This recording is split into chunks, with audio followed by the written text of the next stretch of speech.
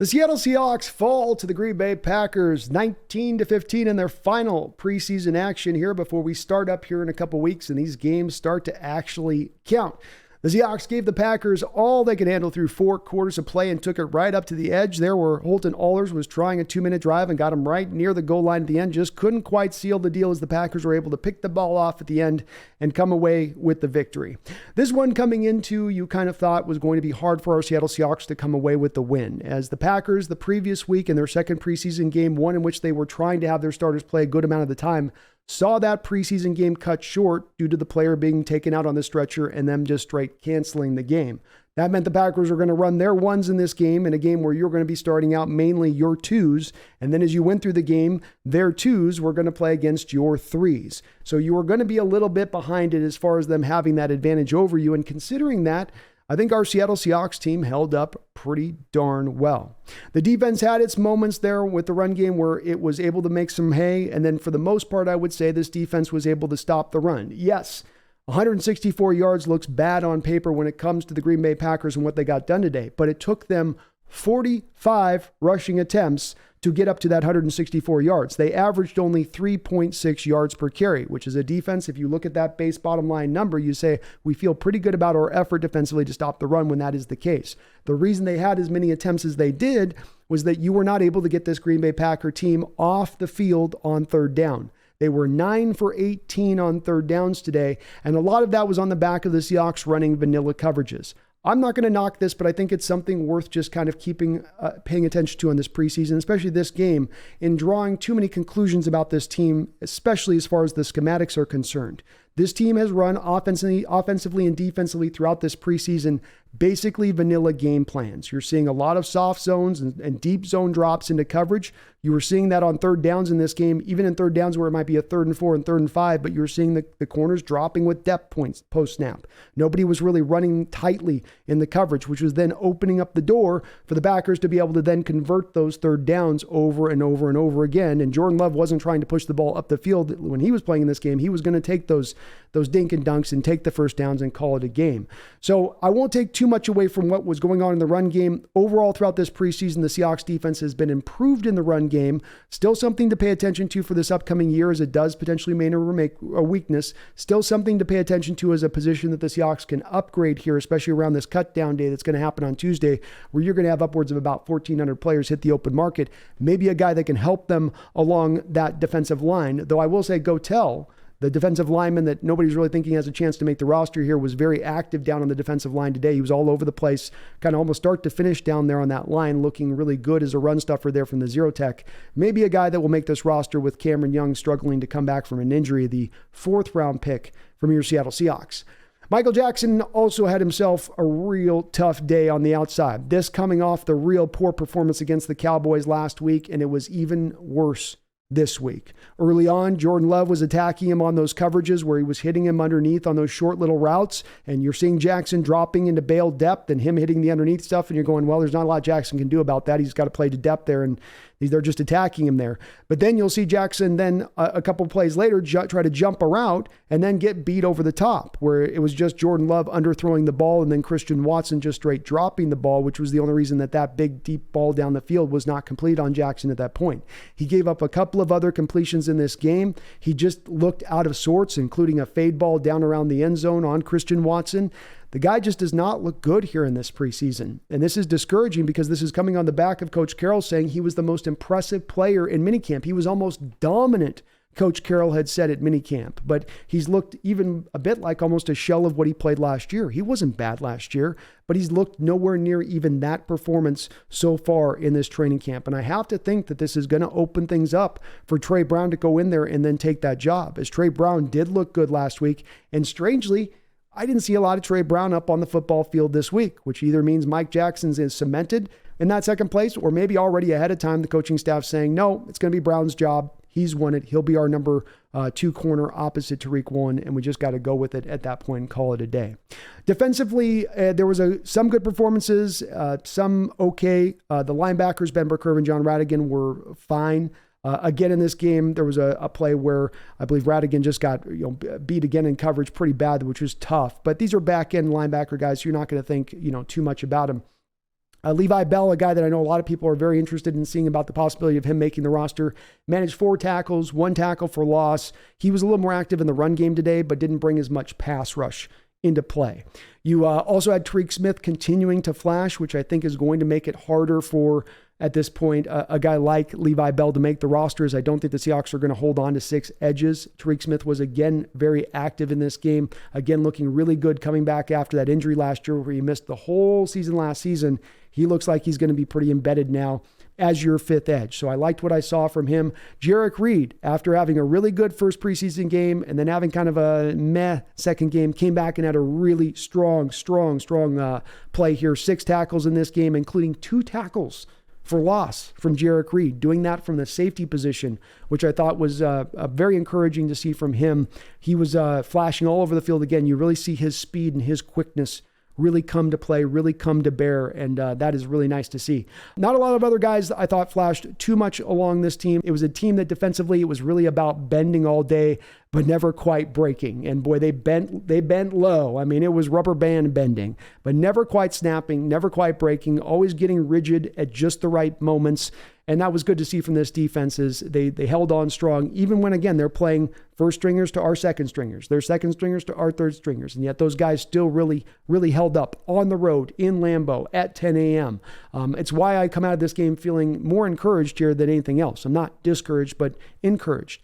Offensively, Drew Lock was going to get a chance to roll this whole game. He had his time cut short last week after that somewhat of a dirty play by Sam Williams going into his ankle. Came back this week. The coaches said, let's get this guy some run. We might have to call upon him this year. Let's let him have a chance to really go out there and make some throws and play some football in this game so that he feels good if we do have to call upon him. Bit of a mixed bag from him, not all of his fault. He was 16 to 25 for 150 yards. He only averaged about 6 yards per attempt, 1 touchdown. Some of it was the lack of pass protection, which wasn't great in this game as your backup, Stone Forsythe, Jay Curran, especially on the outsides. They could struggle at times in this game. The offensive play calling was pretty vanilla, which didn't help out Drew Lock a tremendous amount either. He had a couple of really great throws where he really does show off that arm talent, and you really see it from him where you're like, wow. The Jake Bobo throw where he's got to hold and wait on that ball and kind of fall off the back foot, let it rip, and then get it back into the back corner was very impressive on that throw to complete that in there. Jake Bobo we'll talk about in a second, of course. He had another deep throw in this game as well, in addition to that, where he put it right down on the line to Aesop Winston, who came on a drive and made 3 catches on 1 drive after having a very quiet day. And where you see on those throws where Drew Lock is just so impressive. And overall played a clean game. The thing that I talked about in preseason I wanted to see from Drew Lock was minimizing the turnover-worthy plays. Less of those throws where that should have been picked. What are you doing making that throw? There was a throw out on a play to Bobo where he was a little late getting it out to the sideline on Bobo, and the corner was able to jump the route and nearly picked it off. It's the only real pure bad throw that I thought Drew Lock really had today, but it stands out where there's always one of those throws when he's playing that you're going to get at some point or another where he's going to give the other team an opportunity to go make a play. And if that corner made that pick there, that would have been taken back for a pick 6 in that moment. Drew played okay in this game, though, overall. Again, not a lot set ahead of him to be able to go out there and really flourish as he was operating like the Packers offense. He had operated at the start with his 2s on offense against their 1s on defense to begin that game and through a good portion of that first quarter. That was going to make it tough sledding, both offensively and defensively because of that. It's going to be harder when I'm going 1s against 2s anyway. It doesn't matter whether it's high school football or pro football that we're talking about. Jake Bobo, only 2 catches again today, but 2 very impressive catches. He got over the top for the end zone there at the half to get a touchdown, which was a nicely run route, great catch. But his most impressive play was actually a little bit of a shorter throw that Drew Lock threw to him early on in the game, where it's an out route, and Drew's throwing the ball hard and away from Jake Bobo's body, and it's a short route, and that much velocity on that kind of throw to have to catch it out away from your body can be a little bit difficult. Bobo reeled the ball in very easily and quickly, got the ball right back upfield. Only a couple of catches, but there is no doubt that Jake Bobo has solidified himself as now the 4th wide receiver on this roster as the guys are injured. And then once you do get back JSN, I don't know, man. There may be a chance here, even with Eskridge coming back in week 6, that as good as he's played, it's going to be hard to try to stash him away on the practice squad because you have to feel like some team's going to jump all over this kid if he is out on the open market. That's a decision for week 6 down the line. Through the first at least 5-6 weeks of the season, this kid is going to be on the active roster. Don't know how much play he's going to be getting, but boy, he has been as impressive as an undrafted rookie free agent receiver as we have seen here since probably going back to Doug Baldwin. It's been that long that we've seen a guy have this kind of impact in a preseason and look this good. And I don't think that this is just a flash in the pan situation with Bobo. I think this guy has some real legitimate upside to this team as being a part of the plans as we move into the future. Not saying a future starter or a future star, but a guy that's going to remain on this roster and looking like a gem of an undrafted rookie free agent pickup, no doubt about that. Aesop Winston wasn't all over the place in this game. He just came up for that one drive where he made 3 successive catches up the football field to get them down that football field, but coming back in action with 3 catches and 74 yards is going to help to put him in contention with Cody Thompson now as that last roster wide receiver spot. Maybe a couple other names could be mentioned in here, like a Tyjon Lindsey type that could be worked in here as well. But I think it does come down to those 2 guys for who's going to probably earn that last roster spot. And maybe it comes down to who plays special teams better at that point in time. Running the rock. DJ Dallas, 4 carries, 43 yards, including a 27-yarder. He ran strong, he ran smart, he ran hard. He's not a flashy kind of runner, but he just gets the job done, and he gets forgotten about by a lot of Seahawks fans because he isn't flashy, because he doesn't do a whole lot of things that really stand out to you. But he's a necessary part of this team, and that he's going to show up on both sides of the special teams all over the place, from kick return, punt returns, all that, both as a kick returner and then in defense, going down tackling and whatnot. He also is a guy that might be your clear-cut best third down back on this team, and a guy that's underrated as a runner. He averaged 5.3 yards per carry last year. Yeah, it was only on about 33, 34 carries or so, but he still was efficient on the carries he was given, and he's got a good pair of hands in the backfield as well.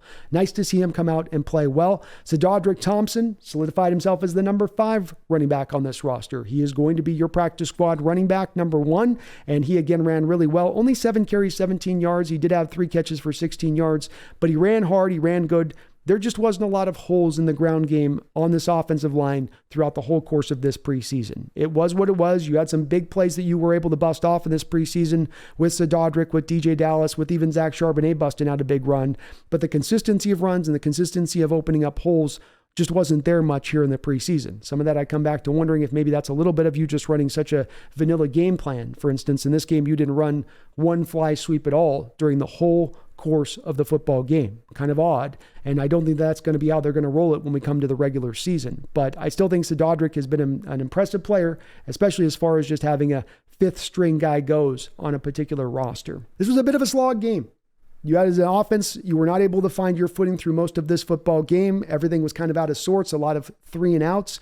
Your defense really held on and held strong. Yeah, there was a lot of bending. Yeah, there was a lot of third down conversions.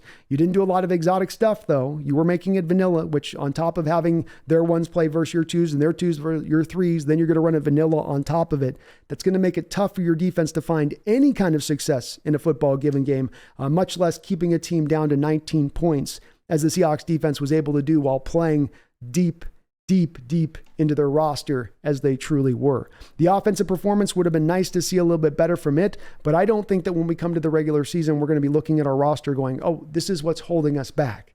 This is what's preventing us from reaching our greatest state, is that the offense is underperforming. You get Tyler out there, you get DK out there, we got Kenneth Walker back out there rolling in the offensive line in full force. You're going to feel this offense in full effect.